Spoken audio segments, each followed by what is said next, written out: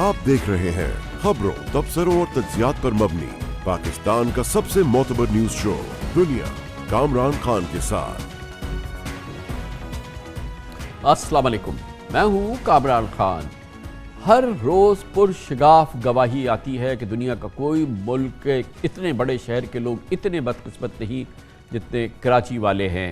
कहने को कराची पाकिस्तान का माशी हब है और सिंध के ख़जाने में 97%, पाकिस्तान के ख़जाने में 96% उसके रेवेन्यू में अपनी कंट्रीब्यूट करता है, मगर यहाँ के शहरियों को शहरी सहूलत तो क्या दूर दूर तक उसका कोई वजूद नज़र नहीं आता। और अब सूरत हाल एक इतनी दगरगू हो गई है, लगता है कि पूरे शहर को स्ट्रीट क्रिमिनल्स के हवाले कर दिया गया है, जो बेखौफी से वारदातें करते हैं और रोज़ाना सैकड़ों लोग कराची की शहरों पर, सड़कों पर, शाहराहों पर बंदूक की नोक पर लूटे जाते हैं, गोलियां खाते हैं और अब अमवात हो रही हैं और मुसलसल अंधोनाक वाक़यात हो रहे हैं। आज भी इंतहाई दिलखराश वाक़या हुआ। समा टीवी के प्रोड्यूसर अतर मतीन को नॉर्थ नाज़िमाबाद में 2 स्ट्रीट क्रिमिनल्स ने गोलियां मारकर जा बहक कर दिया। सहाफ़ी अतर मतीन अपने बच्चों को स्कूल छोड़ से वापस आ रहे थे जब स्ट्रीट क्रिमिनल्स ने उन्हें गोलियों का निशाना बनाया। फिर वो दूसरी सड़क पर एक मुसाफिर से मोटरसाइकिल छीन कर फरार हो गए।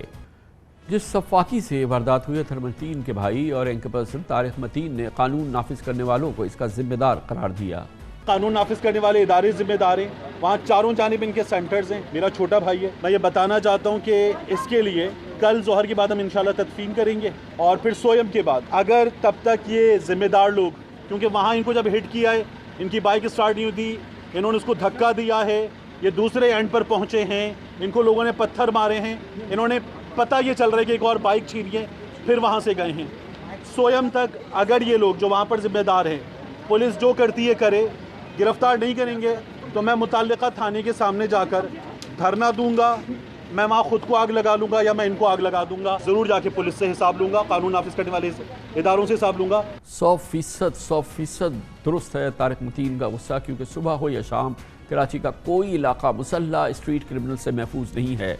ये स्ट्रीट क्रिमिनल्स ज़रा सी मज़ाहमत पर गोली मार कर जान लेने से गुरेज नहीं करते। इस साल के सिर्फ 48 रोज़ में स्ट्रीट क्रिमिनल्स ने मुज़ाहमत पर 13 अफराद की जानें ले ली हैं और 100 से ज़ायद अफराद ज़ख्मी कर दिए हैं। शहर में लूट मार के वाक़यात इस कदर आम हो गए हैं कि अब लोग घर की दहलीज पर और राह चलते सड़क पर भी लूट लिए जाते हैं। मुतअद्दिद वारदातों की CCTV फुटेज रोज़ाना सामने आती हैं। मुल्ज़मान खुलेआम वारदातें करते नज़र आ रहे हैं। जितनी चाहें फुटेजेस हम आपको दिखा सकते हैं। कहने को तो शहर में पुलिस तो है, रेंजर्स भी बड़ी तादाद में शहर में मौजूद हैं, लेकिन हम आजकल शाहराहों पे रेंजर्स को नहीं देखते हैं। रेंजर्स की कार्रवाई की हमें कोई खबर फ़िलहाल कई महीनों से नहीं मिली है। ऐसा लगता है कि रेंजर्स के दस्ते इस वक्त खामोश हैं या उसकी जो भी वजूहात हों, लेकिन शहर की चप्पे चप्पे पे mobile phone, motorcycle, cars street criminals बेखौफी से लूट रहे हैं, शहरियों को लूट रहे हैं। लगता है कि इस वक्त शहरी है और सामने डाकू हैं, बीच में कोई नहीं है। इस साल के 1.5 माह में रिपोर्ट की गई वारदातों की तादाद 11,000 तक जा पहुंची। लूटमार के दौरान मुज़ाहमत पर शहर में स्ट्रीट क्रिमिनल्स के हाथों 13 मासूम जानें चली गईं। इसके अलावा पिछले 1.5 माह में 3,845 शहरियों से मोबाइल फोन्स लूट लिए गए। इसी तरह 6,759 मोटरसाइकिलें चोरी या छीनी गईं। शहरी 316 गाड़ियों से भी महरूम हो गए। यानी पिछले माह हर रोज 244 वारदातें हुई। गोया हर घंटे 10 शहरी चोरों, लुटेरों और स्ट्रीट क्रिमिनल्स के हाथों अपनी कार, मोटरसाइकिल या मोबाइल से महरूम हो गए। ये तो वो नंबर्स हैं जो रिपोर्ट किए गए, जबकि असल वारदातों की तादाद तो इनसे कहीं ज्यादा है, क्योंकि बड़ी तादाद में शहरी पुलिस के ही डर से केसेस रिपोर्ट ही नहीं कराते। कराची में पुलिस अवाम के तहफ़्फ़ुज़ के बजाय या तो खुद जराइम की सरपरस्ती कर रही है या वज़रा और सरकारी अफसरों के प्रोटोकॉल में मसरूफ है। वो हुकूमत जिसकी जिम्मेदारी शहरियों को तहफ़्फ़ुज़ फराहम करना है, स्ट्रीट क्रिमिनल से लड़ना है, उनकी बेखनी करना है, वो तो हाथ झाड़ के खड़ी हो गई है। उसके बड़े अपने आप को बरी ज़िम्मा करार दे चुके हैं। یہ بڑی کنسرن کی بات ہے جو اسٹریٹ کرائم کا مینس ہے اس شہر میں کہ ایک وجہ جو اکنامک سچویشن اس ملک میں اس وقت ہے، جو مہنگائی کا طوفان برپا کر دیا گیا ہے، ایک میجر ریزن، ایک سوشل ریزن کرائم کے بڑھنے کا یہ بھی ہوتا ہے۔ یس، ذمہ داری ہماری ہے، ہم اس کو پورا کریں گے، لیکن اس کے اور بھی ریزنز ہیں جن کو بھی ایڈریس کرنا چاہیے۔ حکومت سندھ اکیلے وہ نہیں کر سکتی۔ کچھ اسٹریٹ کرائمز میں جو تیزی ہوئی تھی وہ تو ابھی تک کوئی خاص کمی اس میں نہیں آئی ہے، لیکن جو اسٹریٹ کرائمز کے نتیجے میں لوگوں کی جانیں جا رہی ہیں وہ اس سے زیادہ میں سمجھتا ہوں کہ خطرناک اور تشویشناک بات ہے۔ میری S S P district central سے بھی بات ہوئی ہے، ایڈیشنل آئی جی کراچی سے بھی بات ہوئی ہے، اور میں نے انہیں یہ کہا ہے کہ فوری طور پر قاتلوں کو گرفتار کریں اور ان کے خلاف قانون کے مطابق کارروائی کریں۔ اسٹریٹ کرائم ایک پرابلم ہے پچھلے 1-1.5-2 سال سے، اسپیشلی جو ابھی اکنامک سچویشن اس ملک کی ہو گئی ہے، بے روزگاری ہے، غربت ہے، اس کی وجہ سے فردر یہ ایگریویٹ ہو رہی ہے۔ لیکن حکومت پولیس حکام کے ساتھ، اہلکاروں کے ساتھ انگیج کریے کس طریقے سے اس کا سسٹینیبل حل تلاش کیا جا سکتا ہے۔ چند روز قبل سندھ حکومت نے کراچی پولیس کے سربراہ کو بھی تبدیل کیا اور اب ایک عمدہ آفیسر ہیں کہ محنتی آفیسر ہیں غلام نبی میمن کو نیا پولیس چیف مقرر کیا ہے۔ دیکھنا یہ ہے کہ وہ تنہا اور ان کی پولیس کیا اس بےخنی میں، اسٹریٹ کرمنلز کی بےخنی کو کے عمل کو مکمل کر سکتی ہے، اور کیا یہ رینجرز کی ایک ایکٹیو انوالومنٹ کے بغیر ممکن ہے یا نہیں۔ لیکن ہو نہ ہو، شہری صرف تحفظ چاہتے ہیں۔ اس موجودہ صورتحال جس میں لگتا یہ ہے کہ شہر کراچی اس وقت اسٹریٹ کرمنلز کے قبضے پر ہے، اس پر بات کرنے کے لیے ہم نے دعوت دی ہے۔ ہمیں جوائن کریں جناب احمد چنائے، سابق چیف ہیں سٹیزن پولیس لیزون کمیٹی کے اور شہری حقوق کے بہت بڑے سرگرم کارکن بھی۔ بہت بہت شکریہ احمد چنائے صاحب۔ یہ حال جو ہم دیکھ رہے ہیں، کبھی بھی کراچی شہر میں اس سے آزاد تو کبھی بھی نہیں ہوا، اور کوئی بھی کبھی بھی بہت کم اس میں کمی نہیں ہوئی، لیکن یہ تو کیفیت جو ہے جس میں مار رہے ہیں، قتل کر رہے ہیں لوگوں کو، بے رحمی سے لوگوں کو قتل کیا جا رہا ہے، اور پھر کاؤنٹر ایکشن کہیں سے نظر نہیں آ رہا ہے۔ کیا کرا جائے اس کو، کیسے اس کی روک کیسے ممکن ہے؟ بسم اللہ الرحمن الرحیم۔ کامران بھائی دیکھیں، بڑا افسوس کا مقام ہے جو ہم دیکھ رہے ہیں اسٹریٹ کرائم میں، بڑی قیمتی جانیں ضائع ہو رہی ہیں، اور ہمارے ہی بھائی، ہمارے ہی دوست، ہمارے ہی لوگ جو ہیں وہ ان کرمنلز کا نشانہ بن رہے ہیں۔ میں سمجھتا ہوں کہ جو ایک واضح فرق آیا ہے وہ ایک یہ فرق آیا ہے کہ اب اس اسٹریٹ کرائم کے اندر شدت پسندی زیادہ آ گئی ہے اور وائلنس آ گیا ہے، کہ جہاں ان کو کوئی چیز نہیں ملتی، جہاں وہ یہ دیکھتے ہیں کہ ان کی جان کو خطرہ ہے، وہ فائر کر دیتے ہیں اور اسٹریٹ فائر کر دیتے ہیں۔ پہلے آپ نے دیکھا ہوگا پیر زخمی ہو جاتے تھے، نیچے فائر کر دیتے تھے، لیکن یہ ایک نیا فینومنا جو ہے وہ اب نظر آ رہا ہے، جو بڑی تیزی سے نظر آ رہا ہے۔ دیکھیں، اس کا جو میں سمجھتا ہوں، میں نے ہر فورم پہ اس کی بات کی ہے کہ ہم نے اسپیشلائز یونٹس بنائے ہوئے ہیں، AVCC بنایا ہوا ہے، اپنا اینٹی وائلنٹ کرائم یونٹ کے ساتھ ساتھ یہ اینٹی کار لفٹنگ سیل بنایا ہوا ہے، اور اسٹریٹ کرائمز کے اور دوسرے یونٹس بنائے ہوئے ہیں۔ ہونا یہ چاہیے کہ جو علاقے کے تھانے ہیں، کہ 112 تھانے کراچی کے ہیں، ان تھانوں کو یہ ذمہ داری دیا جائے اور ان کی اکاؤنٹیبلٹی کی جائے، کیونکہ تھانہ جس ایریا کا تھانہ ہے اس ایریا کو وہی بہتر طریقے سے جانتا ہے، اس کو یہ پتہ ہے کہ اس کے ایریا میں کرمنلز کہاں رہتے ہیں۔ بھائی یہ تو جس علاقے میں، جس تھانے میں ہوتے ہیں، وہاں کے تو ایک ایک شہری کو پتہ ہے کہ کون سی سڑک، کون سا کنارہ، کون سا سگنل کس طرح سے آتے ہیں، کدھر کرتے ہیں، کدھر جاتے ہیں۔ یہ تھانے کیا سو رہے ہیں؟ یہ 112 تو یہی بات ہے کہ اکاؤنٹیبلٹی اگر ہم تھانوں کو نہیں دیں گے اور اسپیشلائزڈ ونگ کو دیں گے تو اسپیشلائزڈ ونگ کے 200-250 افراد اس وقت تھانہ ذمہ دار نہیں ہے اس چیز کا۔ دیکھیں، تھانہ کی پارشل ذمہ داری ہے، اور پارشل ذمہ داری جو ہے وہ اسپیشلائزڈ یونٹس کی ہے۔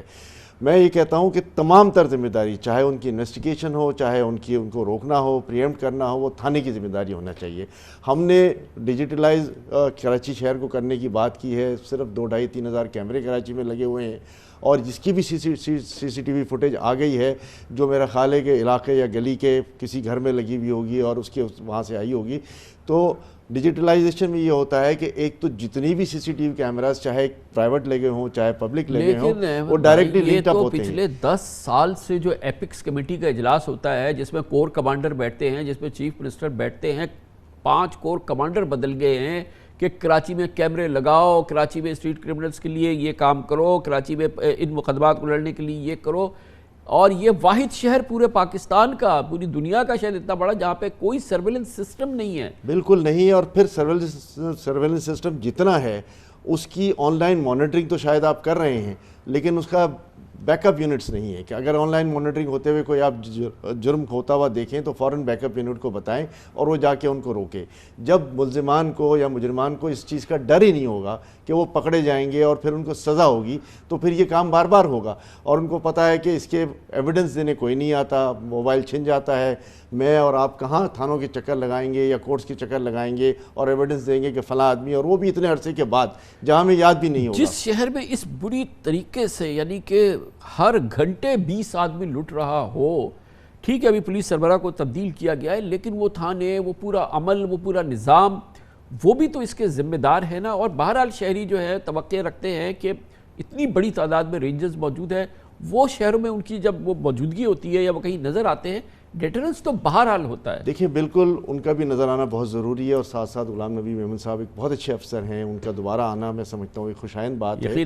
اور ان کو تمام سٹیک ہولڈرز کو ملا کے, چاہے وہ رینجرز ہو, چاہے دوسرے ادارے ہوں, چاہے سول سروس کے لوگ ہوں, بیٹھ کر اس کا حل نکالنا ہے کہ جی کس طرح ہم اس کو دیکھیں. میں پھر یہ کہتا ہوں کہ جو آپ نے بات کہی اور میری بات کی تائید کی کہ جو کام تھانے کا ہے اور جو انفارمیشن تھانے کے پاس ہے وہ کسی کے پاس نہیں ہے. ہم جتنے بھی میٹنگز کر لیں لیکن تھانے کے ایس ایچ او کو, وہاں کے ہیڈ مورر کو, وہاں کے پولیس والوں کو بڑی اچھی خطرناک طرح بات ہے نا. ہم نے دیکھا کہ بھی حالیہ کیسز کے اندر کہ خود پولیس اہلکار جو ہے وہ لوگوں کو لوٹ رہا تھا اور قتل کر رہا تھا, اور اب ہمیں یہ پتہ چلا ہے کہ یہ جو اے وی سی سی کا سربراہ جو انسپیکٹر ہے وہ خود کار لفٹر ہے. یہ کیا تباہی بچی ہوئی ہے. بالکل ہے. دیکھیں ہر ڈپارٹمنٹ میں گندے عناصر ضرور ہوتے ہیں اور یہ عناصر جو ہے وہ نقصان پہنچاتے ہیں, لیکن اگر آپ بائی اینڈ لارج ذمہ داری ڈال دیں تھانوں پر تو پھر میں نہیں سمجھتا کہ اس میں کرائم جو ہے وہ بہت زیادہ طریقے سے ہو سکے. تھوڑا بہت کرائم پھر بھی موجود رہے گا, لیکن تھانے کی ذمہ داری آنے کے بعد, ان کی اکاؤنٹیبلٹی آنے کے بعد, اور پھر اب دوسرا ایک میں سمجھتا ہوں کہ امر یہ ہے کہ پہلے لوگ رپورٹنگ کر دیتے تھے موبائل فون چھیننے کی, اب وہ بھی کرنا بند ہو گئے ہیں. اور جو یہ فگرز آ رہے ہیں میرے کیلکولیشن سے یہ فگرز آدھے بھی نہیں ہیں, اس لیے کہ یہ جب تک رپورٹنگ نہیں ہوگی, لوگ سی پی ایل سی کو پہلے رپورٹ کرتے تھے, ان کا ایک بہت بڑا رپورٹنگ سینٹر تھا, لیکن وہ بھی اب اتنا بڑا رپورٹنگ سینٹر نہیں ہے جو پہلے تھا, اور وہاں بھی جو کالز کی تعداد ہیں وہ بڑی کم ہو گئی ہیں. ضرورت اس بات کی ہے کہ اس کی تشہیر کی جائے, لوگوں کو بتایا جائے کہ کم از کم رپورٹ کر دیں, سی پی ایل سی کو رپورٹ کر دیں, تاکہ فگرز اور اسٹیٹسٹکس تو سامنے آئیں اور اس کے بعد بھی اس کے مطابق اس کی پالیسی. یہ بڑی خطرناک بات ہے جیسا کہ آپ نے کہا کہ جو جتنے کیسز ہیں یہ اس کی عکاسی نہیں ہے, شاید اس سے 2 گنا زیادہ کیسز ہو رہے ہیں. بالکل. دیکھیں لوگ موبائل چھن جاتا ہے, جاتے نہیں ہیں, زیادہ زیادہ فون کر دیتے ہیں موبائل کمپنیز کو کہ میری سم بند کر دیں, اور پھر جا کے نئی سم نکلوا لیتے ہیں. اور یہ صحیح فگرز تو آپ کو موبائل کمپنیز دیں گی, جو 5 ٹیل کمپنیز ہیں وہ بتائیں گی کہ ہمارے پاس کتنے سم کی دوبارہ ری ایشوئنس ہوئی, اور وہ صحیح کرائم کے فگرز کو ڈپکٹ کریں گی. اور کہاں سے بھی میرا خیال ہے کہ ہمارے قانون نافذ کرنے والے اداروں کو, بالخصوص پولیس کو اور رینجرز کو, ان کے ساتھ بیٹھنا چاہیے, ایکچوئل فگرز لینے چاہیے, اور پھر جو ہے وہ کارروائی کی بات کرنی چاہیے. تھینک یو سو مچ. بہت بہت شکریہ. احمد چنائے صاحب ہمارے ساتھ موجود ہیں, سابق سربراہ C P L C. Commercial break اس کے بعد ذکر کریں گے. حکومت نے کوشش کی ٹی ٹی پی سے مذاکرات ہوں, افغان طالبان حکومت کی معاونت حاصل تھی, لیکن فی الحال یہ سلسلہ رک گیا ہے. اب ٹی ٹی پی کے وہ لوگ جو کہ دہشت گردی کے سرغنہ ہیں, حکومت نے ان کے سروں کی قیمت لگائی ہے.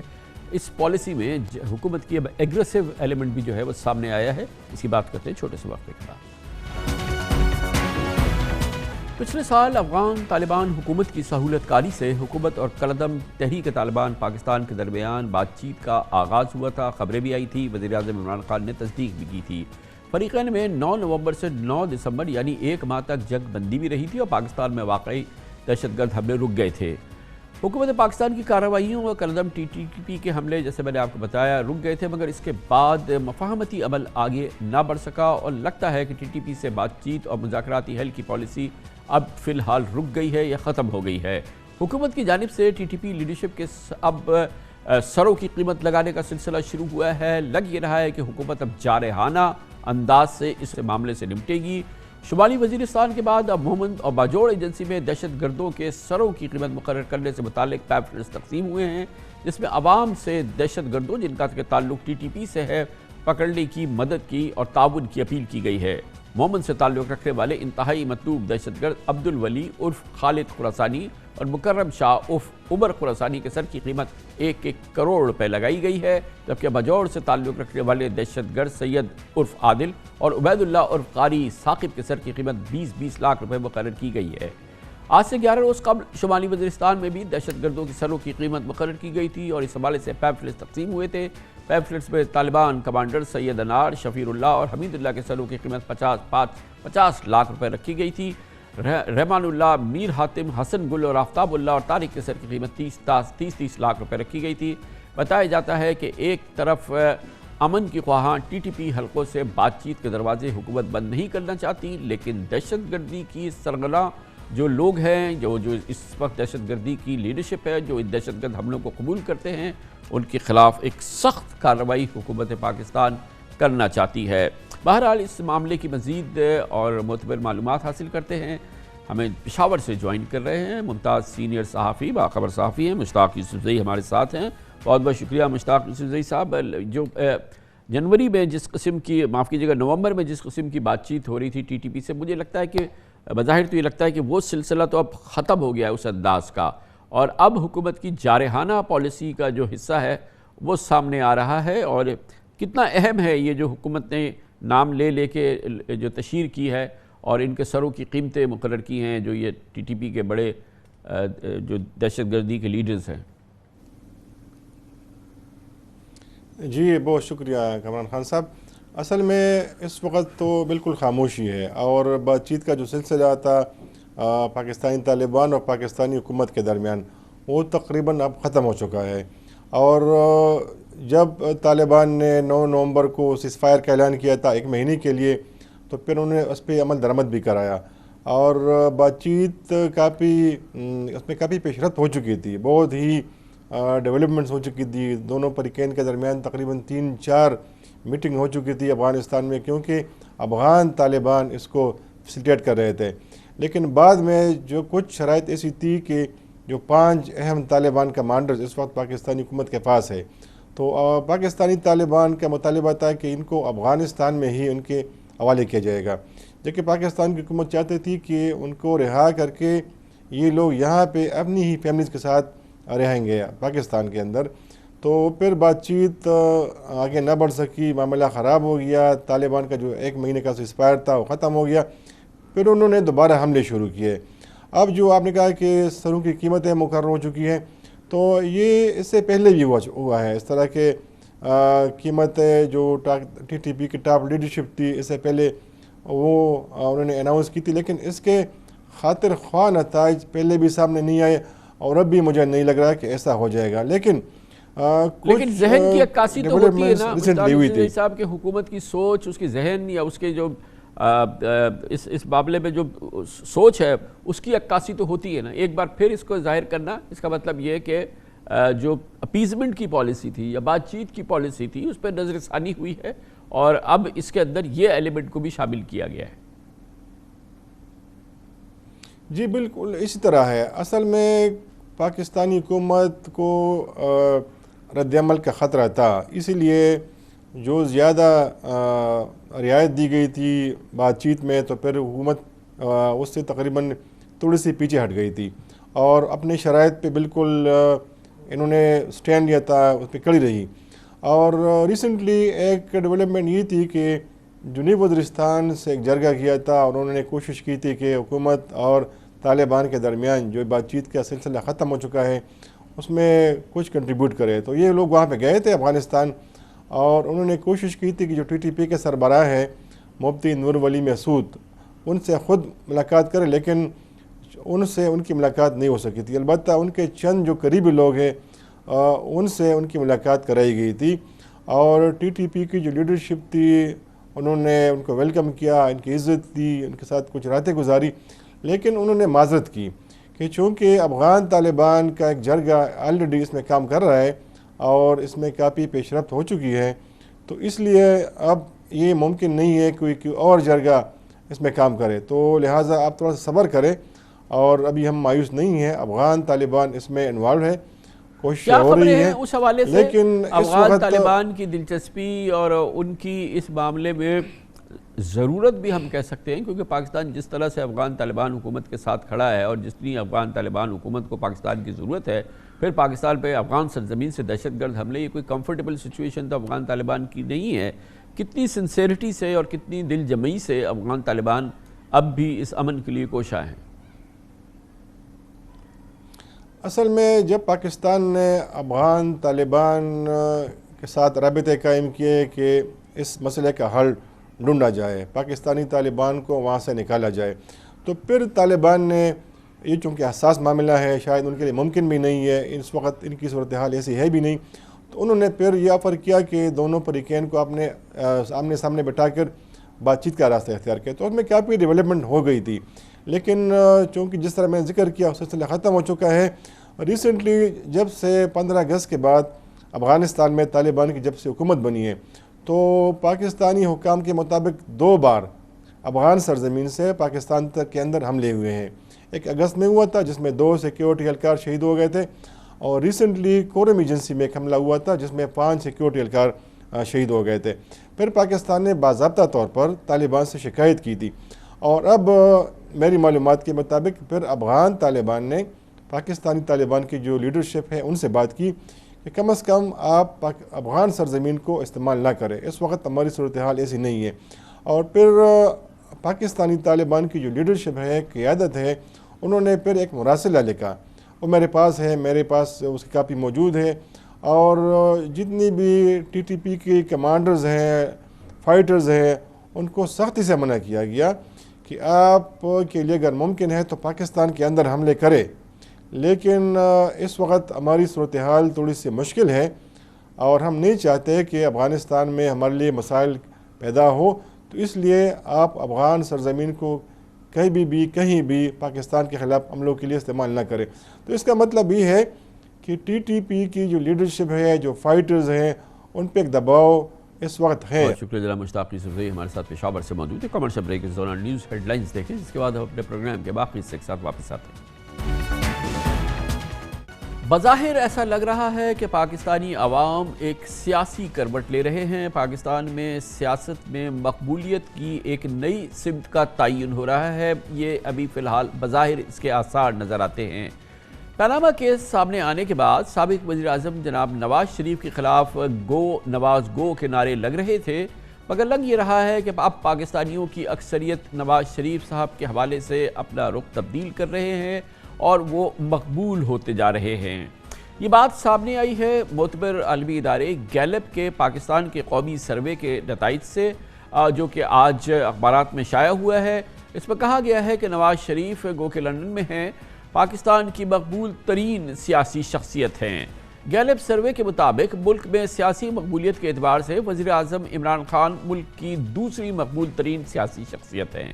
پنجاب اور سندھ سمیت کے پی کے عوام بھی نواز شریف کی کارکردگی کے حوالے سے معترف نظر آتے ہیں، یا ان کی مقبولیت عمران خان سے زیادہ ہو گئی ہے کے پی میں۔ اس سروے کے مطابق پنجاب میں نواز شریف وزیر اعظم عمران خان سے 25% زیادہ مقبول بتائے گئے ہیں۔ سندھ اور کے پی میں بھی عوامی مقبولیت کے معیار میں نواز شریف نے عمران خان کو پیچھے چھوڑا ہے، اور اس میں سب سے دلچسپ اور سب سے امپورٹنٹ بات یہ ہے کہ سندھ کے سروے میں بھی یہ بات سامنے آئی ہے کہ وہاں کی پسندیدہ شخصیت پاکستان پیپلز پارٹی کے بلاول بھٹو نہیں بلکہ نواز شریف ہیں۔ اس سیاسی سروے کے مطابق پورے پاکستان میں بلاول بھٹو کی سیاسی سٹینڈنگ فی الحال نہ 3 میں ہے نہ 13 میں۔ گیلپ پاکستان نے 22 دسمبر 2021 سے 31 جنوری 2022 یعنی کہ اس ماہ کے جنوری کے آخر تک ملک کی اکثریتی آبادی والے تینوں صوبوں پنجاب، سندھ اور کے پی میں سروے کیا اور عوام سے سوال کیا کہ وہ کس سیاسی رہنما کی حکومتی کارکردگی سے مطمئن ہیں۔ سروے کے نتائج کے مطابق پنجاب میں 58%، سندھ میں 51%، کے پی میں 46% عوام نے نواز شریف پر اپنی مقبولیت کا اظہار کیا، جبکہ وزیر اعظم عمران خان کی پنجاب میں مقبولیت 33%، کے پی میں 44% اور سندھ میں 33% رہی۔ بلاول بھٹو کی مقبولیت کا پیمانہ پنجاب، کے پی اور 24% اور سندھ میں محض 37% رہا۔ یہ نتائج آج سامنے آئے ہیں، یقیناً آج پاکستان میں اس کی گفتگو ہو رہی ہے، لوگ بات کر رہے ہیں، جو اس سے متفق ہے وہ کہتے ہیں کہ یقیناً یہ آج کی سیاسی پلس ہے، جو اس سے مخالف ہے اس کے وہ کہتے ہیں کہ یہ نتائج اور یہ جو سروے سامنے آیا ہے یہ درست نہیں ہے۔ لیکن بہرحال یہ ایک بہت امپورٹنٹ لٹمس ٹیسٹ ہے اس وقت سیاسی ٹیمپریچر کا اور سیاسی مقبولیت کا۔ یقیناً عمران خان صاحب کے ذہن میں اس سروے کے نتائج ہوں گے۔ آج انہوں نے اپنی عوامی رابطہ مہم کا آغاز کیا ہے اور آج انہوں نے پہلا عوامی جلسہ کیا۔ اس رابطہ مہم کا منڈی بہاؤالدین پنجاب میں، جہاں پر وہ اپوزیشن کے حوالے سے وہی عمران خان نظر آئے جو سن 2014 میں کنٹینر پہ نظر آتے تھے۔ ایک تو بڑا بھگوڑا میاں ہے، کبھی ایک بیماری، کبھی دوسری، کبھی پلیٹلٹس، ہمیں ایسے لگا کہ پتہ نہیں آج گیا تو کل گیا۔ ہم نے اس کو، اور میں آج تسلیم کرتا ہوں، بڑی غلطی کی، اس کو ہم نے اجازت دے دی باہر جانے کے لیے۔ ایک چھوٹا میاں ہے، وہ چھوٹے میاں کا ایک تو دل بڑا کمزور ہے، اوپر سے اس کو پتا چل گیا کہ مقصود چپڑاسی کے اکاؤنٹ میں 375 کروڑ روپیہ کیسے آ گیا۔ جیسے ہی ایف آئی اے کو پتا چلا، پہلے تو چھوٹے میاں نے اپنے بیٹے کو لندن بھجوایا، وہ جلدی جلدی فرار ہوا رات کو۔ اگر آپ نے چوری نہیں کی تو آپ کو ڈر کس چیز کا ہے؟ شریف خاندان، میرا آج پیغام ہے آپ کو، جو بھی آپ کا پلان ہے، کپتان اس پلان کے لیے تیار بیٹھا ہے۔ آپ کو پھر شکست ہوگی، لیکن شکست نہیں ہوگی، آپ جیلوں میں جائیں گے۔ یقیناً گیلپ سروے کے نتائج چونکا دینے والے ہیں۔ اس کا عملی مشاہدہ کرنے کے لیے اور ان نتائج کو جانچنے کے لیے آج ہم نے اپنے نمائندوں، اپنے کیمرامین کو پنجاب، سندھ اور کے پی کے صوبائی دارالحکومتوں یعنی کراچی، لاہور اور پشاور میں بھیجا، سڑکوں پہ بھیجا، گلیوں میں بھیجا، بازاروں میں بھیجا، اور ہم نے کہا کہ آپ پوچھئے عام پاکستانی سے، کراچی والے سے، لاہور والے سے، پشاور والے سے کہ ان کا پسندیدہ سیاسی رہنما کون ہے۔ یقیناً یہ ایک مختصر سا سروے ہے، لیکن ہم صرف جانچنے کی کوشش کر رہے تھے کہ کس حد تک یہ نتائج جو گیلپ سروے کے ہیں وہ اس سے مطابقت رکھتے ہیں یا نہیں۔ ہم آپ کو دکھائیں گے۔ سب سے پہلے کراچی، منی پاکستان، وہاں پر ہمارے نمائندے اور ہمارے کیمرامین گئے، کراچی کے مختلف علاقوں میں، بازاروں میں، اور وہاں پہ لوگوں نے سیاسی مقبولیت کے حوالے سے جو جواب دیے وہ آپ کے سامنے رکھتے ہیں۔ کراچی، عمران خان ہے، عمران خان سلجھاؤ آدمی ہے، ملک سمجھ نہیں رہا بیچارے کے ساتھ، اس کے جو پیچھے جتنے بھی لوگ ہیں مشکل میں ڈال رہے ہیں، اور لازمی بات ہے وہ اکیلا کچھ بھی نہیں کر سکتا۔ مجھے نواز شریف پسند ہے، اس نے غریبوں کے لیے مہنگائی کم کی تھی، جبکہ عمران خان آئے ہیں، انہوں نے بولا تھا کہ میں مہنگائی کم کروں گا تو کچھ بھی نہیں ہوا۔ پہلے تو عمران خان تھا اور ابھی بھی شاید عمران خان ہی ہے، کیونکہ ہانسٹ ہے، پارٹی کے اندر ہر قسم کے لوگ موجود ہیں، لیکن اس کا پوائنٹ آف ویو صحیح ہے کہ وہ 400-500 فرشتے کہاں سے لے کر آئے۔ ایک تھا وہ لندن چلے گیا میاں صاحب، کم سے کم کام تو ترقیاتی کرتا ہے، سندھ سے باہر نکل کے جائیں، موٹر ویز پہ جائیں، جہاں جائیں۔ پاکستان کے سارے سیاستدان ایک طرف اور عمران خان ایک طرف، میرا یہ بیسٹ ہے اور بیسٹ آپشن ہے اس وقت پاکستان کے لیے عمران خان۔ پسندیدہ سیاستدان جو ہے نا نواز شریف ہے، مہنگائی اس کے دور میں کنٹرول میں ہوئی ہے، ٹاٹا چینی ہر چیز کو قیمتیں کم ہو رہی تھی، سڑکیں، موٹر وے سب کچھ اس نے بنایا ہے۔ چوروں کو ہم تو سزا دینے سے عمران خان ہی دے رہا ہے، بڑے آدمی کو صرف عمران خان سزا دے سکتا ہے، غریب آدمی نہیں دے سکتا۔ نواز شریف پسند ہے، سب کے بارے میں سوچتا تھا، مہنگائی بھی تھی لیکن اتنی نہیں تھی جتنی اس نے کر دی ہے، اس کو تو کسی کا فکر ہی نہیں ہے، غریب کا فکر نہیں ہے، اس کو یہ پتہ نہیں کہ لوگ کیا گزارا کیسے کر رہے ہیں۔ سیم عمران خان، کیونکہ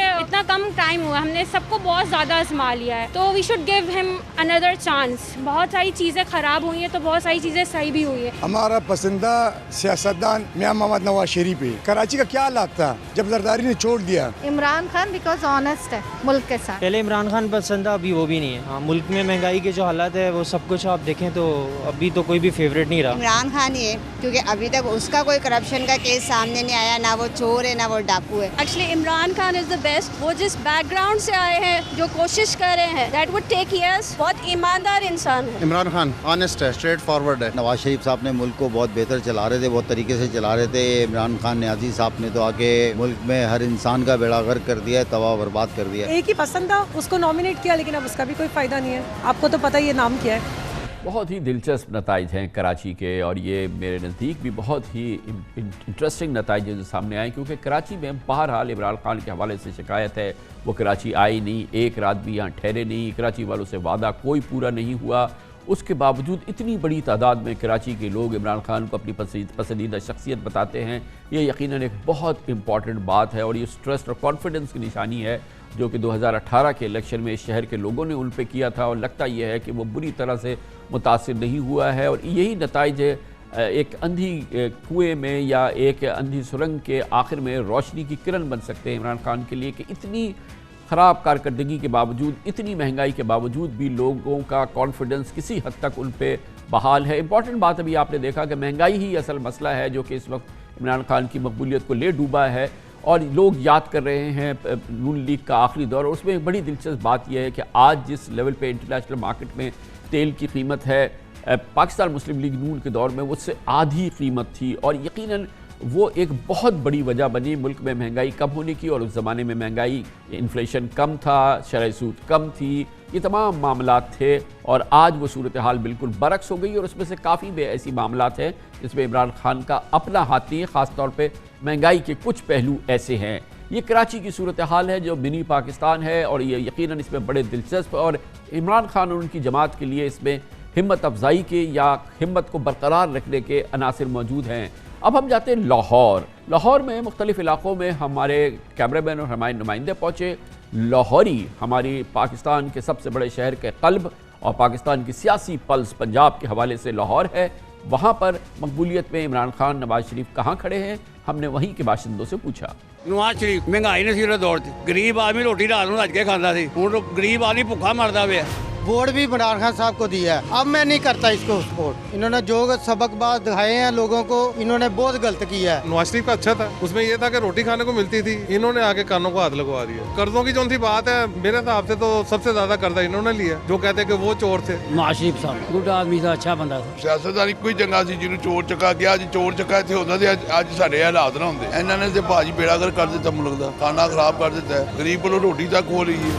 یہ گورنمنٹ چلانے کے قابل سے نہیں ہے، نواز شریف میں اچھی ہونا چاہیے۔ نواز شریف ہی پسند ہے، حالات آپ کے سامنے اس ٹائم مہنگائی کے جو بھی ہیں۔ سیاستدان میں عمران خان کو لائک کرتا ہوں میں، اور اس کی ریزن یہ ہے کہ عمران خان کی وجہ سے اویئرنیس آئی ہے عوام میں۔ جیسے یہ اورنج ٹرین پہ اربوں روپے لگا کے انہوں نے بیڑا گرک کر دیا قرضہ لے کے۔ مینوں نواز شریف بہت اچھے لگتے ہیں۔ عمران خان صاحب کہتے ہیں کہ جی انہوں نے بہت لٹیا پاکستان نو، لیکن انہوں نے پاکستان دی عوام واسطے بہت اچھا سوچا۔ انہوں نے کبھی مہنگائی نہیں کی تھی، پٹرول مہنگا نہیں سی ہویا، دالاں گھیو چینی مہنگا نہیں سی ہویا، انہیں ہر چیز نو مہنگیاں کر دیتا ہے۔ ایسی تبدیلی لے کے آیا کہ انہیں عوام بھوکی مار دیتی ہے۔ پاکستان میں ابھی تک اچھا سیاستدان کوئی آیا نہیں ہے سوائے عمران خان کے۔ جو سیاستدان ہیں بیسیکلی وہ سارے بزنس مین ہیں، اپنے بزنس کو فروغ دینے کے لیے کام کرتے ہیں، عوام کا تو کسی کو خیال نہیں ہے۔ جب سے یہ عمران خان صاحب آئے ہیں تو کوئی بھی چیز ایسی نہیں ہے جو اپنی جگہ پہ قائم ہے۔ پٹرول دیکھ لیں وہ اوپر جا رہا ہے، گھی دیکھ لیں وہ اوپر جا رہا ہے، کوئی بھی ایسی چیز اس نے ایک جگہ پہ اسٹل نہیں چھوڑی جو اس کو بندہ یاد کرے۔ اس لیے نواز شریف شہباز شریف زیادہ بہتر تھے۔ عمران خان نے تو خیر کر دی ہے، ہم تو اس کی وجہ سے تو ہر بندے تنگ ہے، ہر بندہ پریشان ہے اس کی وجہ سے۔ نواز شریف پھر بھی بیچارہ بہتر تھا۔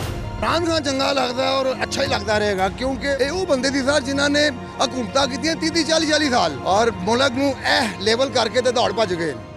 لاہور کی دو ٹوک رائے ہے، اور ان کی پہلی اس وقت ترجیح ہر لحاظ سے مقبولیت میں نواز شریف لاہوریوں کے دل کے قریب ہیں، اور اگین وہ بات یہی ہے کہ مہنگائی مہنگائی مہنگائی۔ یقیناً جب پاکستان مسلم لیگ نون کا آخری دور حکومت تھا اس دوران انفلیشن بہت کم تھی، مہنگائی بہت کم تھی۔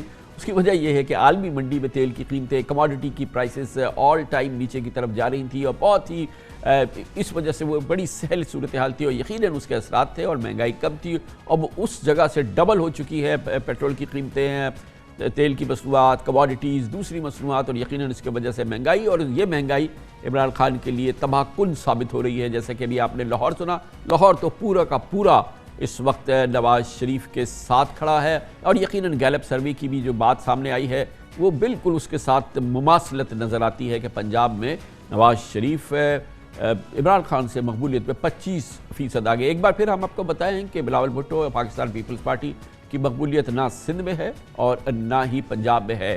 کے پی ایک بہت امپورٹنٹ صوبہ ہے جہاں پر پاکستان تحریک انصاف کی پچھلے 9 سال سے حکومت ہے، اور وہاں پر عمران خان اور پی ٹی آئی کی مقبولیت ریکارڈ رہی ہے 2013 کے الیکشن میں اور 2018 کے الیکشن میں۔ گیلپ سروے کہتا ہے کہ وہاں پر بھی اب نواز شریف کی مقبولیت قدرے زیادہ ہو گئی ہے عمران خان سے۔ ہم نے پشاور اپنے نمائندوں کو بھیجا، کیمرہ مین کو بھیجا، اور وہاں پہ ہم نے پشاور باسیوں سے پوچھا کہ ان کی مقبولیت میں آگے کون ہے۔ عمران خان کے آنے سے پہلے تو عمران خان پسندیدہ تھے، لیکن چونکہ ان کی حکومت آئی اور پھر انہوں نے بھی سارے وہ جو وعدے کیے تھے وہ پورے نہیں کیے۔ پسندیدہ سیاستدان ہمارا جو ہے عمران خان ہے، اس نے پاکستان کا جو انٹرنیشنلی جو ایک فیس بنا ہوا تھا اس کو مکمل طور پر جو ہے وہ چینج کر دیا۔ عمران خان نے ہمیں کچھ بھی نہیں دیا، مہنگائی ایک سے بڑھ کر 100% مہنگائی کی ہے۔ نواز شریف ہے، کوئی مہنگائی نہیں تھا، سرکاری اسپتال میں جاتے تھے میڈیسن فری ملتا تھا۔ پسندیدہ سیاستدان جو ہے وہ پہلے بھی خان تھے، آج بھی خان ہے، وہ ملک کے ساتھ سنسیئر ہے، کرپشن سے پاک جو ہے پولیٹیشینس ہیں۔ ہم عمران خان میں امید تھے، اس کے تعاون اور جو پریکٹیکلی جو گراؤنڈ میں جو ہو رہا ہے ان کو بڑا گیپ دیکھ لیا ہم نے۔ پسندیدہ تو عمران خان ہے، اس نے اس ملک کو نا شعور دیا ہے۔ وقت نے بھی ثابت کر دیا کہ نواز شریف پاکستان کے لیے ایک محب وطن اور سچا پاکستانی اور ایک لیڈر ہے۔ آپ اگر عمران خان کو को देखें तो वो यू टर्न मास्टर रहा है। पसंदीदा सियासतदान जो है इमरान खान है, लेकिन जो वादे उसने किए थे वो उस पर वो पूरा नहीं उतर पा रहे। इस वजह से जो बिलीफ था उन पे इमरान खान पे वो अब तकरीबन ख़त्म होने को है। पसंदीदा सियासतदान जो है ना वो नवाज शरीफ है। नवाज शरीफ की हुकूमत में थोड़ा महंगाई थोड़ा कम था और आजकल बहुत ज़्यादा है। नवाज शरीफ पसंदीदा है। जो हम पर जो हुकूमत मुसल्लत की गई है, आप लोगों ने क्या काम लिया है कि आवाम को आप लोग तंग कर रहे हैं? मुल्क को कर्जदार क्यों करते हो? चोरी की है या नहीं की है वो अलग बात है, मगर ये है कि काम को कुछ ना कोई दिया कि पूरे मुल्क में मोटरवे का सादा बने किया। कंपैरेटिवली जो से तो नवाज शरीफ तो ज़्यादा बेहतर था। सारी आवाम परेशान है, सब रो रहे हैं, हम खुद उनको वोट देते रहे हैं, सपोर्ट करते रहे हैं, लेकिन हम ओवरऑल जो से अब सारी आवाम उनसे डिसअपॉइंट है। पहले इमरान खान था, अभी हमने वोट भी डाला लेकिन वोट हमारा जो है वो ख़राब हो गया। दावे किए कि 40-60 रुपए पेट्रोल होगा, वो कहाँ पर है, वो दावे झूठे हैं। इससे तो पहले हुकूमत बहुत अच्छी थी। केपी वो सूबा है जहाँ पर PTI का राज रहा है। इमरान खान इंतहाई मकबूल रहे हैं। 2 साल पहले इसी महीने में इमरान खान की मकबूलियत 67% थी केपी में, जो कि अब घट के 44% रह गई है। 2 साल में बहुत तेज़ी से मकबूलियत में कमी आई है। आपको याद है कि हालिया बल्दियाती इलेक्शंस जो अभी केपी में हुए, वहाँ पर इमरान खान पाकिस्तान तहरीक इंसाफ की गैर मकबूलियत कंफर्म हुई है। पेशावर में भी मेयर नहीं बन सका PTI का। गोया कि यहाँ पर भी गैलप के सर्वे जो है वो अवामी मकबूलियत और पल्स जो है अवाम की उससे मुताबिकत रखता है। अब इस गैलप सर्वे की मज़ीद मालूमात लेते हैं, इसकी तफसीलात हासिल करते हैं। इसके लिए हमने ख़ास तौर पे दावत दी है। हमें ज्वाइन कर रहे हैं जनाब बिलाल गिलानी, एग्जीक्यूटिव डायरेक्टर हैं गैलप पाकिस्तान के। बहुत बहुत शुक्रिया गिलानी साहब, आपने हमें ज्वाइन किया है। ये फरमाइएगा कि ये सर्वे का ख़याल कैसे आया है? आप तो ये कमीशन किया जाता है मुख्तलिफ़ क्लाइंट्स की जानिब से सर्वे, ये पर्टिकुलर सर्वे जो है ये किसने कमीशन किया है? जी कमरान साहब, बहुत शुक्रिया आपने बुलाया। तो सर्वे का ख्याल इस वजह से आया कि जो 2023 के इलेक्शन हैं, बेशतर पॉलिटिकल पार्टीज़ अब उसके लिए गियर अप हो रही हैं। हमने आज इमरान खान साहब को भी देखा, उन्होंने एक तरह से अपनी कैंपेन का आगाज़ किया। कुछ दिनों पहले भी उन्होंने कैंपेन का आगाज़ करने का जिक्र किया। तो हम जानना चाहते थे कि कैंपेन के एक तरह से बेस लाइन फाइंडिंग क्या है इस वक्त, आवाम की राय किस तरफ है? पहले सिर्फ ये बताइएगा कि ये सेल्फ कमीशनड है गैलप का, या ये कि किसी ने आपसे कमीशन किया था? ये बिल्कुल, तो गैलप के पॉलिटिकल सर्वेज आमतौर पर कमीशन नहीं होते, और ये वाला सर्वे भी हमने खुद ही गैलप के अपने रिसोर्सेज के थ्रू ही हमने किया है।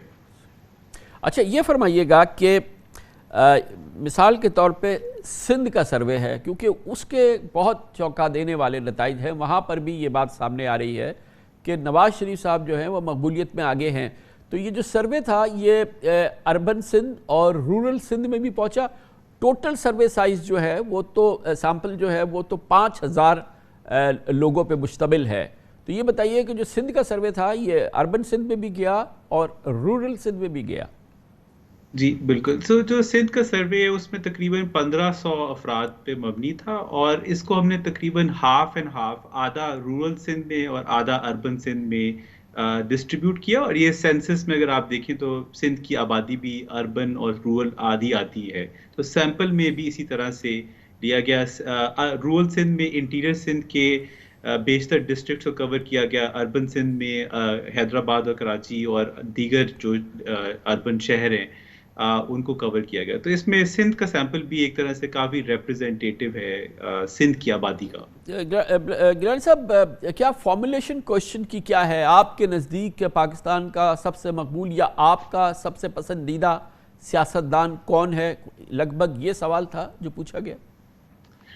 जी, सवाल जो है वो आपके गुज़श्ता साल आपके ख्याल से नवाज शरीफ की मजबूरी कारकर्दगी के बारे में आपकी क्या राय है?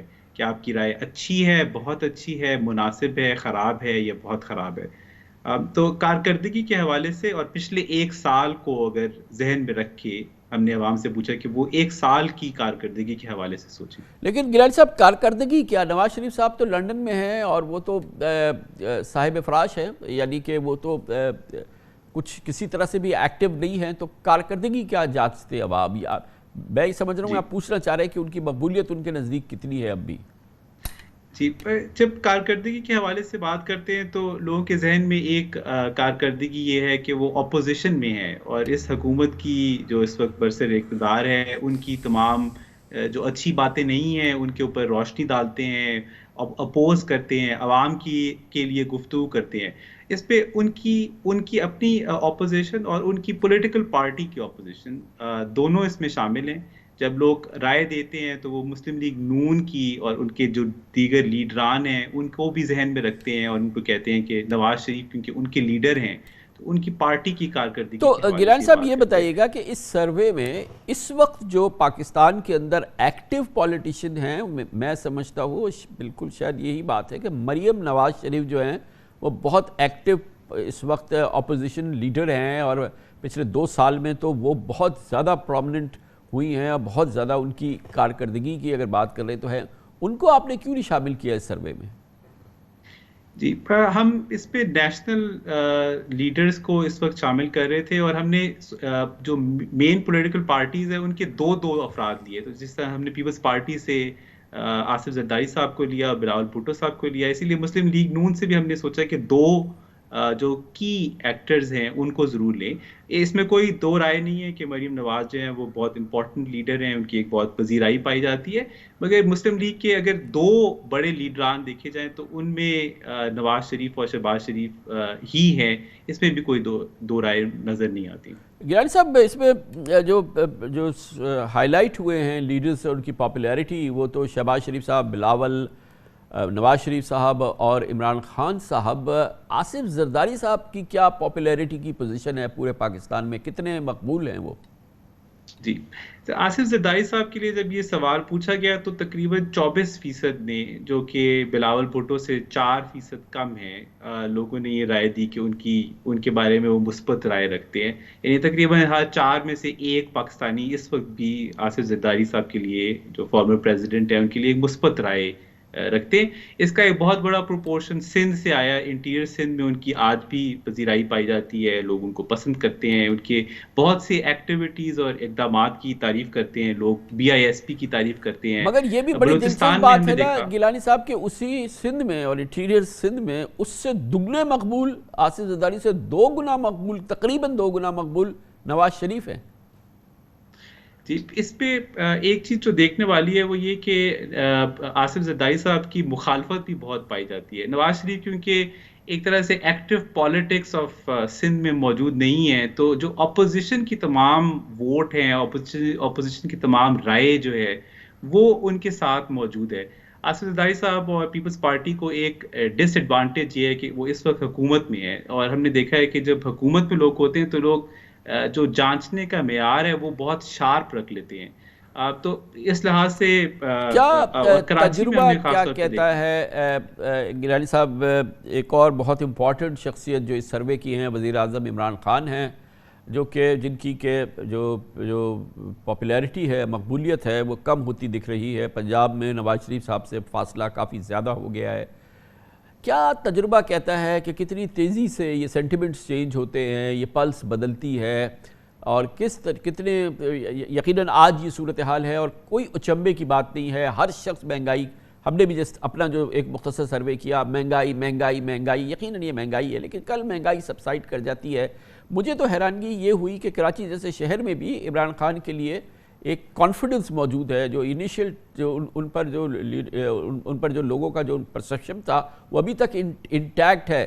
تو یہ ریورس ہونا کوئی بہت مشکل کام نہیں ہے میرے خیال میں، آج کی جو یہ نمبرز ہیں یا آج کے جو سروے ریزلٹس ہیں.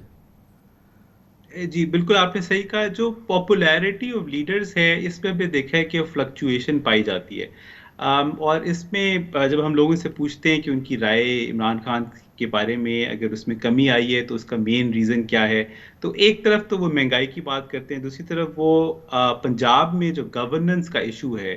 آپ اگر نمبرز دیکھیں تو پنجاب میں جو عمران خان کی مقبولیت ہے اس میں واضح کمی آئی ہے، اور اس پہ گورننس کا ایک بہت بڑا فقدان ہے. اس میں لوگ ان کی جو چیف منسٹر کی چوائس ہے اس کو نکتہ چینی کرتے ہیں.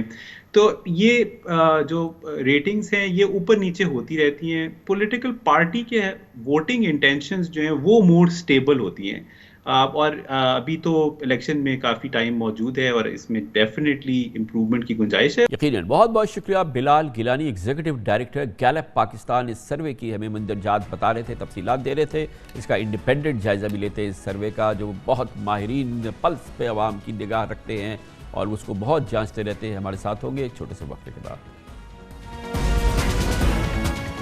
وقفے سے قبل تفصیل سے بات ہو رہی تھی. گیلپ سروے کے ایگزیکٹو ڈائریکٹر ہمارے ساتھ موجود تھے. پاکستانی عوام کی اس سروے کے مطابق رائے یہ ہے کہ اس وقت مقبول رہنما ان کے نزدیک نواز شریف ہے, دوسرے نمبر پر عمران خان ہے. پنجاب میں عمران خان کی مقبولیت اور نواز شریف کی مقبولیت بہت زیادہ ہے, 25% عمران خان پیچھے ہیں اس سروے کے مطابق. ہم نے بھی اپنا سروے کیا جو کہ ہم نے آپ کے سامنے رکھا, لگ بھگ وہی نتائج ہیں جو کہ ہمارے سامنے آئے, مگر یہ بات اپنی جگہ برقرار ہے کہ شدید مہنگائی کے باوجود عمران خان کی اپنی پوزیشن جو ہے وہ مختلف معاملات کے حوالے سے کئی پاکستانیوں میں, اور میں نے آپ کے سامنے کراچی کا سروے رکھا, کراچی جہاں پر سب سے زیادہ شکایات ہیں پی ٹی آئی کی حکومت سے یا اس کے ووٹ کی جو پذیرائی نہیں ہوئی, مگر اس کے باوجود کراچی میں بھی عمران خان کے لیے حمایت موجود ہے.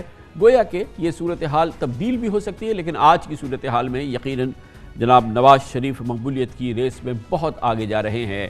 اس پر ہم بات کرتے ہیں. پاکستان کی سیاسی ٹیمپریچر پر, سیاسی نبض پہ ہاتھ رہتا ہے اور چپا چپا پاکستان کا دیکھا ہوا ہے, اور اس وہاں پہ سیاسی جو سوچ ہے اور سمت ہے اس کا ہمیشہ نگاہ رہتی ہے. ہمارے ساتھ ہیں جناب حبیب اکرم, سینئر جرنلسٹ ہیں, اینالسٹ ہیں. ہمارا مقبول پروگرام ہے اختلافی نوٹ, اس کے ہوسٹ بھی ہیں. حبیب اکرم صاحب, آپ کیا چوکے, آپ کو حیرانگی ہوئی جب اس کے نتائج سامنے آئے, یا لگ بھگ آپ کا بھی اندازہ یا آپ کی جو اس وقت کی جو معلومات ہے وہ لگ بھگ وہی ہے جو گیلپ سروے کی ہے؟ یہ نتائج خاص چونکا دینے والے نہیں ہیں. اس کی وجہ یہ ہے کہ اگر ہم پہلے ماضی میں بھی جب حکومتیں ختم ہونے کے قریب ہوتی ہیں, یعنی سال ڈیڑھ سال ان کا رہ جاتا ہے, تو ایک انکمبنسی کا بوجھ بھی آ جاتا ہے جو اس حکومت کی مقبولیت پر اثر ڈالتا ہے. اگر آپ کو یاد ہو تو 2017 کے 2016 کے اگر آپ سرویز اٹھا کے دیکھیں تو اس میں بھی عمران خان کی مقبولیت آہستہ آہستہ ہمیں رائز کرتی ہوئی نظر آتی ہے اور نواز شریف کی مقبولیت ہمیں نیچے جاتی ہوئی نظر آتی ہے. اسی طرح اگر آپ 2013 کے الیکشن سے پہلے ہونے والے جو سرویز ہیں وہ بھی اٹھائیں تو ایک انکمبنسی کا فیکٹر ہے جو ہمیں ہمیشہ نظر آتا ہے. اور اس کا مطلب یہ بھی ہے کہ عام طور پر اگر ہم نے ان سرویز کے روشنی میں ہی ہم اگر اگلے نتائج کو بھی دیکھیں تو ہمیں پتہ چلتا ہے کہ لوگ عام طور پر وفاقی حکومت میں ایک ہی پارٹی کو دوسری بار کنزیکٹیولی موقع نہیں دیتے, تھوڑا سا اس کو ریسٹ کرنے کا مشورہ دیتے ہیں. تو لہٰذا ایک تو آپ اس کو بھی اس معاملے میں بھی اس کو دیکھیں تو ہمیں نظر آتا ہے کہ ٹرینڈ ہے. دوسری بات یہ ہے کہ پچھلے کچھ عرصے میں جو مہنگائی کا جو ایک خاص طور پر ایلیمنٹ ہے کہ حکومت کا یہ تاثر بنا ہے کہ ہاتھ باغ پر ہے نہ پا ہے رکاب میں والی کیفیت ہے, تو اس سے بھی نظر آتا ہے کہ مہنگائی کو کم کرنے کے تمام یہ وہ پہلو ہے حبیب اکرم صاحب جس میں کہ قدرے ان کے عمران خان کے جو فالوورز ہیں وہ بھی بیچارے کچھ نہیں کہہ سکتے, کیونکہ اس میں 100% حکومت کا اور عمران خان کا قصور نہیں ہے. بنیادی چیز ابھی ہم نے بھی لاہور, کراچی, پشاور کی سڑکوں پہ اپنے کیمرے بھیجے, مہنگائی مہنگائی مہنگائی, اور کہ نواز شریف کے زمانے میں مہنگائی کم تھی. تو سیدھی سی بات ہے کہ آج جو عالمی منڈی میں پیٹرول کی قیمت ہے, پیٹرولیم مصنوعات کی قیمت ہے, وہ اس وقت اس سے عادی تھی, جس کی وجہ سے پاکستان کا انفلیشن بہت کم تھا, پاکستانی روپے کی قدر پہ قابو تھا. اور یہ تمام جو صورتحال جو کہ ان کموڈیٹی پرائسز کی وجہ سے, جس میں عمران خان کا کوئی قصور نہیں ہے, وہ پاکستان کی قسمت پہ آئی اور اس نے تختہ پلٹ دیا اس وقت مقبولیت میں عمران خان کا. تو یہ ایک ایسی صورتحال ہے جو کہ اگر کہیں قدرے بہتر ہوتی ہے آگے چل کے تو شاید یہ ریٹنگز یا رینکنگز جو ہے اس میں پھر کوئی تبدیلی آ جائے. خان صاحب, اس کے ساتھ ایک اور بھی اہم بات یہ ہے کہ اگر آپ دیکھیے کہ گورنمنٹ نے اپنا جو ایک نیریٹو بنایا ہے اکانومی کے حوالے سے, اس کو وہ آپ کو نیریٹو کہیں نظر نہیں آتا. مثال کے طور پہ آج وزیر اعظم کو خود جلسے میں جا کے یہ کہنا پڑا کہ جناب آپ یہ دیکھیے کہ انٹرنیشنلی پرائسز بڑی ہیں, اس میں میرا کوئی قصور نہیں ہے. کیا یہ بات وزیر اعظم سے پہلے کچھ لوگوں نے آپ کو ایک اتنے مدلل انداز میں کہی؟ نہیں کہی. اسی طرح روپے کی قیمت میں, روپے کی قدر میں جب کمی ہوئی اور ڈالر اپریشیٹ ہوا تو اس کی وجوہات کیا تھی؟ کیا اس کی وجہ یہ تھی کہ قرضے ہمارے قرضوں پہ اس کے کیا اثرات آئے، ہمارا اگر ہم وہ ایسا اس وقت نہ کرتے تو اس کے کیا نتائج ہوتے؟ تو یہ وہ جو چیزیں ہیں یہ ایکچولی عوام تک نہیں پہنچائی جا سکی. اس کی وجہ سے عوام کے سامنے ایک بالکل سیدھا اسٹریٹ سی بات ہے کہ نواز شریف کے دور میں سستی تھی. اگر آپ نواز شریف کے دور کا کمپیریزن پیپلز پارٹی کے دور سے کریں تو وہاں بعض معاملات میں تو پیپلز پارٹی کا دور نواز شریف کے دور سے بھی بہت اچھا تھا.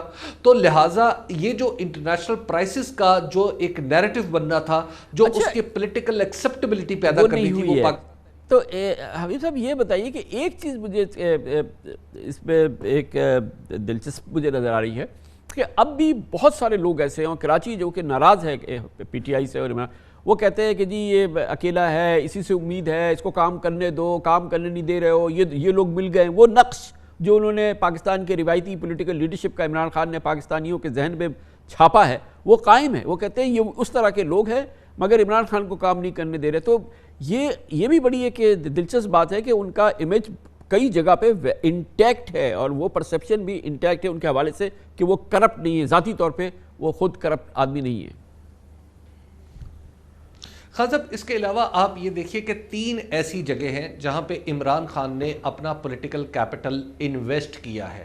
اب ظاہر ہے اس کے امیڈیٹ رزلٹ تو نہیں آ سکتے. مثال کے طور پہ جب آپ باقاعدہ تو جب آپ نے جرنلزم شروع کیا تو اس وقت بھی پاکستان کے اندر ایک بات ہوتی تھی کہ ہمیں اسٹیٹ بینک کو انڈیپینڈنس دینی چاہیے. جب میں نے جرنلزم شروع کیا تو اس وقت بھی جو IMF کا پروگرام اس زمانے میں چل رہا تھا، تو اس کی جب میں شرائط پڑھتا تھا ایک بزنس رپورٹر کے طور پہ، تو اس میں بھی یہ بات لکھی ہوتی تھی کہ ہم انڈیپینڈنس، یعنی ہم پاکستان کمٹ کرتا تھا IMF سے کہ ہم انڈیپینڈنس دیں گے. اور معاشی طور پہ اس کے کیا اثرات ہیں؟ بہرحال بڑے اچھے اثرات ہوتے ہیں. حکومت کو بہتر کام کرنے کا موقع ملتا ہے، بلکہ مجبوری بن جاتی ہے. وہاں پہ آپ نے جب پولیٹیکل انویسٹمنٹ کی تو ظاہر ہے پوری پولیٹیکل پارٹیز نے کہا کہ یہ تو پاکستان کو غلام رکھنے والی بات ہے، رہن رکھنے والی بات ہے. حالانکہ اس میں کوئی بات نہیں ہے، حکومت اس کو اچھی طرح پریزنٹ نہیں کر سکی. اسی طرح دوسری طرف آئے تو ریسنٹلی جو کل قوانین پاس ہوئے ہیں وہ ہے کہ اوگرا گیس کی قیمت اور پیٹرول کی قیمت جو ہے اس کی انڈیپینڈنٹلی وہ اس کو مقرر کریں. کیا پوری دنیا میں ایسا ہی نہیں ہوتا؟ یہ ہمارے برابر میں بھی ایسا ہی ہوتا ہے انڈیا میں. تو یہ وہ چیزیں ہیں جہاں پہ پہلے کسی پارٹی نے ہمت نہیں کی. تو جن لوگوں کو ان مسائل کا علم ہے وہ یہ سمجھتے ہیں کہ عمران خان نے رائٹ جگہ پہ اصلاحات کی ہیں. اسی طرح لوکل باڈیز کا سسٹم ہے. لوکل باڈیز میں آپ کسی بھی پولیٹیکل پارٹی کی کوئی ہمارے سامنے تاریخ ہے، کسی پولیٹیکل پارٹی کی کوئی کمٹمنٹ نہیں ہے، کیونکہ اس سے نئی قیادت ابھرتی ہے جو الٹیمیٹلی پارٹیز کو چیلنج کرتی ہے. یہی صورت لیکن عمران خان آپ دیکھ لیجئے کہ الیکشن ہارے ہیں KP میں، لیکن اس کے باوجود وہ پنجاب میں اس بات پہ یکسو ہیں کہ الیکشن ہونے چاہیے. تو لہٰذا یہ وہاں پہ جو ایک بنیادی اصلاحات ہیں پاکستان کی پولیٹیکل اینڈ گورننس سٹرکچر میں وہ کر رہے ہیں، لیکن ان کا امیڈیٹ نقد کی صورت میں کوئی رزلٹ نہیں آتا. تو ظاہر ہے اس کو بھگتنا پڑے گا، اور جن لوگوں کو یہ پتہ ہے وہ obviously عمران خان کے بارے میں وہ ایک اچھی رائے رکھتے ہیں. بہت بہت شکریہ جناب حبیب اکرم، بہت ہی متوازن آپ نے تبصرہ دیکھا. اور یقیناً ابھی یہ تمام کھیل باقی ہے، 1.5 سال اس میں باقی ہے. مہنگائی کی صورتحال اگر بہتر ہوتی ہے تو یقیناً عمران خان کے لیے اس کھیل میں ابھی بہت جگہ باقی ہے. اگر یہ مہنگائی نہیں ٹھیک ہوتی ہے، معاملات ٹھیک نہیں ہوتے ہیں تو یہ گیم اوور ہے.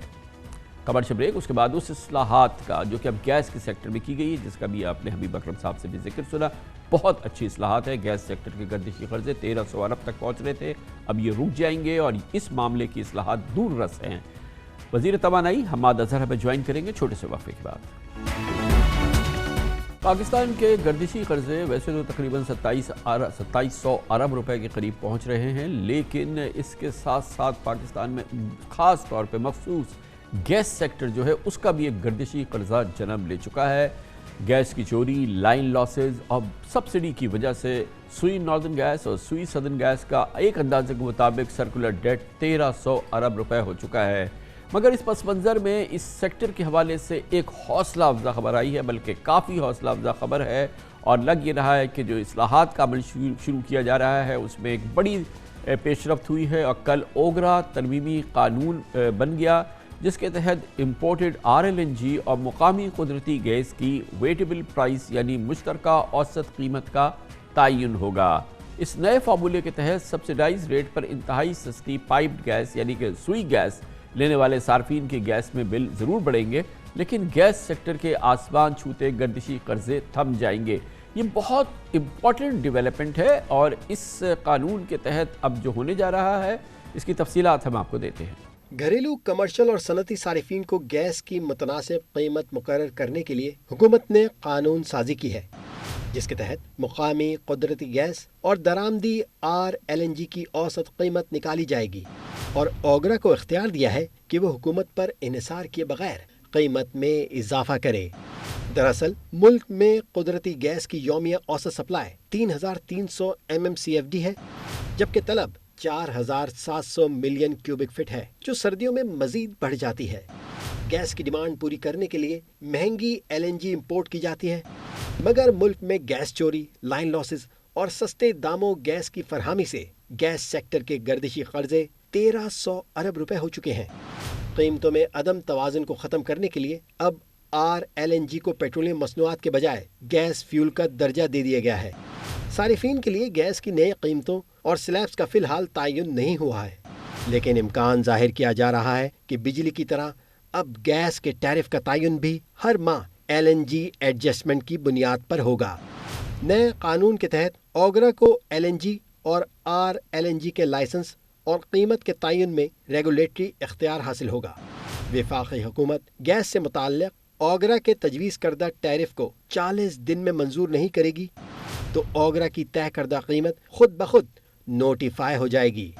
اس کے علاوہ اوگرا کو بغیر کسی عوامی سماعت کے درآمدی گیس اور ملک میں گیس کی قیمت میں اضافے کا اختیار ہوگا۔ کل اوگرا قانون کی منظوری کا ایک سیاسی بڑا دلچسپ پہلو بھی ہے کہ سینٹ میں اکثریت کے باوجود اپوزیشن کو کل ایک بار پھر سستی کا سامنا کرنا پڑا۔ حکومت اور اپوزیشن کے 29 ووٹ ہونے پر اپوزیشن اراکین نے واک آؤٹ کیا اور چیئرمین سینٹ نے قانون کے حق میں ووٹ کاسٹ کیا۔ ایک بار پھر گو کہ اپوزیشن کی اکثریت ناکام ہوئی سینٹ میں، مگر فائدہ بہرحال یہ قومی نوعیت کا فیصلہ ہے، ضروری فیصلہ تھا، ضروری قانون ہے اور یقیناً یہ معیشت کے لیے ایک اچھی خبر ہے، چاہے اپوزیشن نے جان کے یا بغیر جانے اس میں شرکت کی ہے۔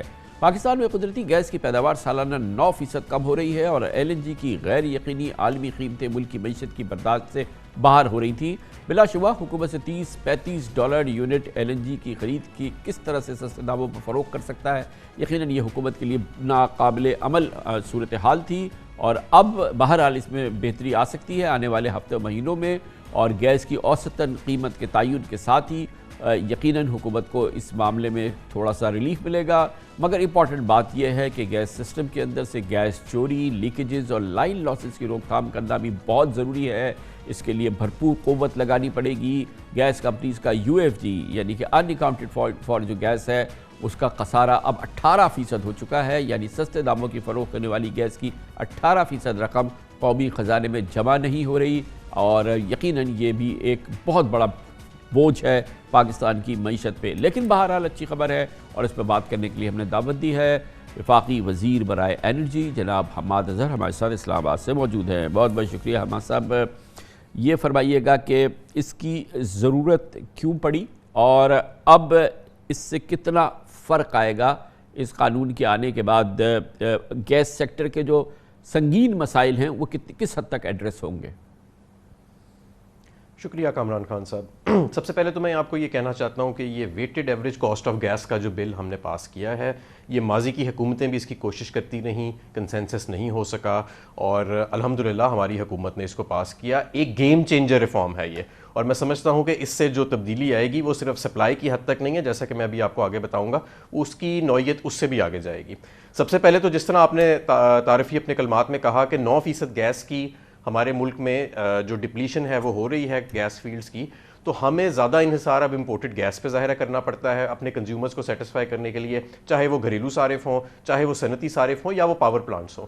لیکن جب 70% سے زیادہ لوگ آپ ان سے امپورٹڈ گیس کی رقم موصول کرنے کا آپ کے پاس قانون ہی نہیں تھا، تو ظاہر ہے ہمارے بھی ہاتھ بند جاتے تھے کہ ہم ایک حد سے زیادہ ان کو امپورٹڈ گیس فراہم نہیں کر سکتے تھے، اور ہر سال 40-50 ارب کا گیس کے شعبے کو نقصان ہوتا تھا۔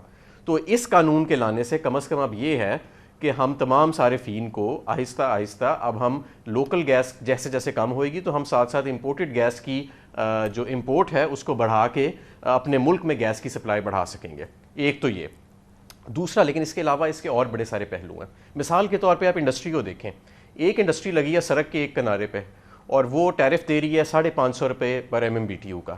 اسی نوعیت کی اسی مشینری کی انڈسٹری سڑک کے دوسرے کنارے لگی ہے اور وہ ٹیرف دے رہی ہے 2500 MMBTU کا.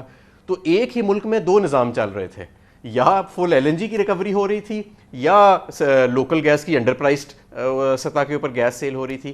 تو اب جس کی وجہ سے ہماری جو آگے صنعت ہے وہ مزید پھل پھول نہیں رہی تھی. تو اب یہ جو تفریق تھی اس کو بھی ختم کر دیا جائے گا, اور یہ تفریق کسی ایک صوبے میں نہیں تھی, یہ 4 صوبوں کے اندر یہ تفریق تھی کہ جتنی بھی نئی انڈسٹری لگ رہی تھی وہ فل RLNG کے ریٹ پہ لگ رہی تھی. تیسری چیز جو بہت ضروری ہے کامران خان صاحب سمجھنا, میں اس پہ تھوڑا سا وقت لوں گا, کہ وہ پاور سیکٹر کے اندر ہے کہ ویکوگ اس قانون کا نہ ہونا پاور سیکٹر کو کیسے مفلوج کر رہا تھا. ہمارے حکومت کے 3 RLNG پلانٹس ہیں, ان کی 60% ایفیشنسی ہے, وہ فل RLNG کی کاسٹ کے اوپر تھے, یعنی 2500 روپے کے ٹیرف پہ تھے. ان کے مقابلے میں جو لوکل گیس کے پرانے پلانٹس ہیں ان کی 30-32% ایفیشنسی ہے, وہ 500 روپے کا فیول انہیں مل رہا تھا. وہاں پہ گیس کا بھی ضیاع ہو رہا تھا, وہ میرٹ آرڈر کے بھی اوپر آ جاتے تھے. یعنی جو زیادہ ایفیشنسی والے پلانٹ ہیں وہ کم چل رہے تھے اور ان کو گیس مہنگی مل رہی تھی, اور جو کم ایفیشنسی والے پلانٹ ہیں ان کو سستی گیس زیادہ مل رہی تھی. اس سے بھی کوئی 50-60 ارب کا پاور سیکٹر کو سالانہ کا نقصان ہو رہا تھا. تو اس بل کے آنے سے ہم اس نقصان مجموعی فائدے ہیں, یقیناً مجموعی فائدے ہیں. بہت اچھی بات ہے. امید ہے کہ شاید اس کارکردگی کے بعد شہزاد ارباب صاحب, ان کی ٹیم آپ سے کچھ متاثر ہو.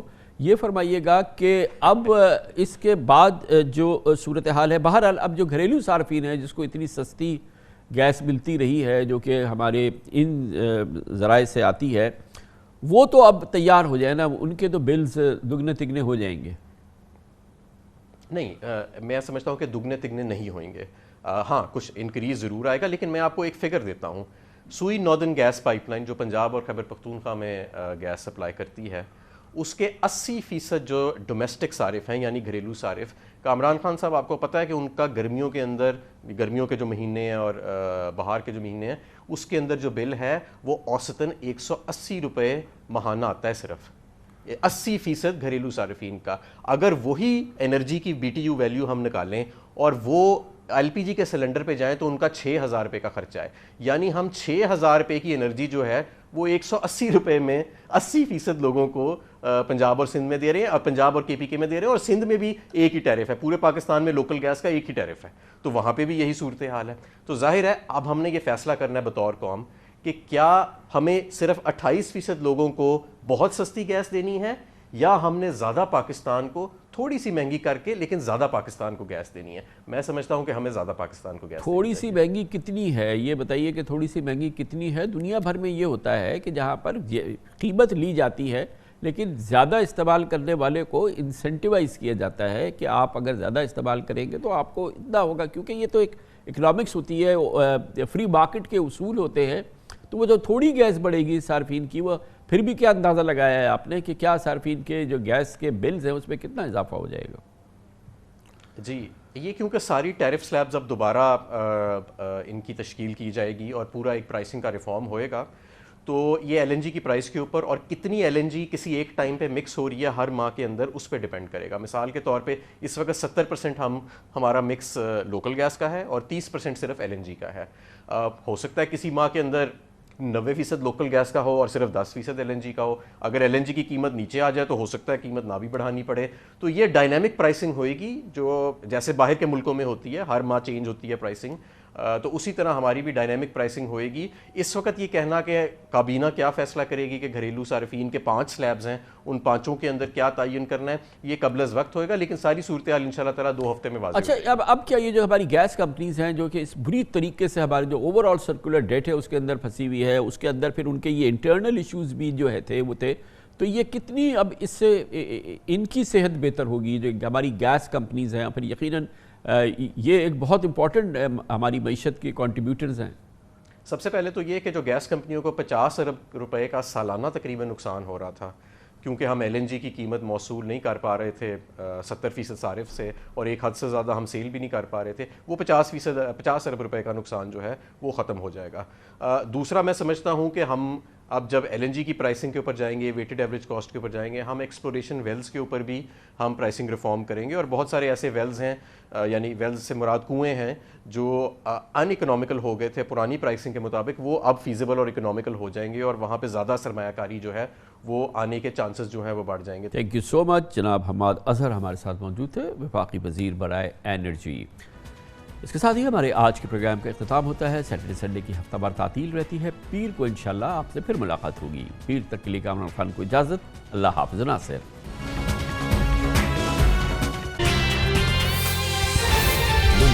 خبر کی دنیا